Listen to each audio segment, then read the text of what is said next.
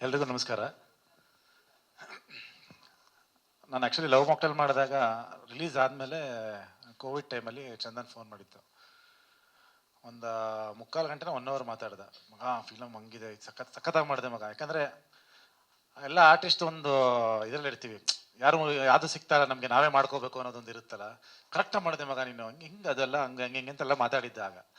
So ಅದಾದ ಒಂದು 3-4 ವರ್ಷ ಆದ ಲಾಸ್ಟ್ ಇಯರ್ ಏನೋ ನಾನು ಬರಿತಾ ಇದ್ದೀನಿ ಅಂತಂದ. ನನಗೆ ಖುಷಿ ಆಯ್ತು, ಇಲ್ಲ ಮಾಡು, ಬಟ್ ಬಜೆಟ್ ಕಂಟ್ರೋಲಲ್ಲಿ ಮಾಡು, ನಿನ್ಗೆ ಏನು ಅನ್ಸುತ್ತೆ ಮಾಡ್ಕೊಂಡು ಹೋಗು ಅಂತ ನಾನು ಹೇಳಿದ್ದೆ. ಸೊ ಅದಾದ್ಮೇಲೆ ಅವನೇನು ಅಂದರೆ ಸಿನಿಮಾ ಮುಗಿಸಿದ್ದಾನೆ.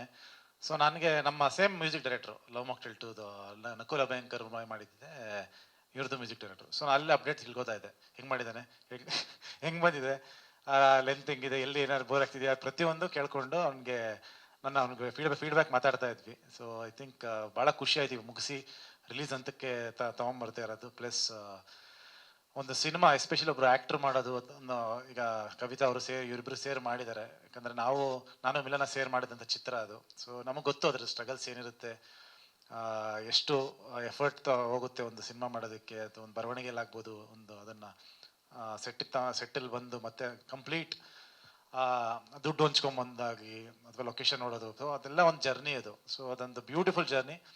ಅವಾಗ ಮಾಡೋವಾಗ ಎಲ್ಲಿ ಹೋಗ್ತಿದೀವಿ, ಏನಕ್ಕೆ ಮಾಡ್ತಿದೀವಿ, ಹೆಂಗೆ ಮಾಡ್ತಾ ಇದೀವಿ ಏನೂ ಗೊತ್ತಿರಲಿಲ್ಲ. ಸುಮ್ಮನೆ ಒಂದು ಧೈರ್ಯದಲ್ಲಿ ನುಗ್ಗಿದ್ದು. ಸೊ ಒಂದು ಹಾನೆಸ್ಟ್ ಎಫರ್ಟಲ್ಲಿ ಒಂದು ಸಿನಿಮಾ ಮಾಡಿದ್ರೆ ಸಕ್ಸಸ್ ಖಂಡಿತವಾಗ್ಲೂ ಸಿಗುತ್ತೆ ಅನ್ನೋದೊಂದು ನಂಬಿಕೆ ಇಟ್ಕೊಂಡಿರೋ ನಾನು. So Chandan, all the best ಮಗ, ಒಳ್ಳೇದಾಗಲಿ. ಸಾಧು ಸರ್ ಹೇಳಿದ್ದು ಕೇಳಿ, ಯಾಕಂದರೆ ಅವ್ರು ಸುಮ್ಮನೆ ಹೇಳಲ್ಲ ಹಂಗೆಲ್ಲ. ಫಸ್ಟ್ ಆಫ್ ಆಲ್ ಪ್ರೋಗ್ರಾಮ್ಗಳಿಗೆ ಬರಲ್ಲ, ಶೂಟಿಂಗ್ ಬರೋದೇ ಕಷ್ಟ, ಹೇಳ್ಕೊಂಬರೋದು. ಸೊ ಪ್ರೋಗ್ರಾಮ್ ಬಂದಿದ್ದಾರೆ ಅಂದರೆ ಡೆಫಿನೆಟ್ಲಿ ಸಾಧು ಸರ್ ತುಂಬ ಇಷ್ಟ ಆಗಿರುತ್ತೆ ಅಂತ ನಾಟಿದೆ ಸಾಧು ಸರ್ಗೆ. ಆಮೇಲೆ ಬೇರೆ ಬಂದಿದ್ದಾರೆ, ಫಸ್ಟೇ ಬಂದು ಕೂತಿದಾರಲ್ಲ, ಅದು ನೋಡಿ ಇಲ್ಲ ಮೋಸ್ಟ್ಲಿ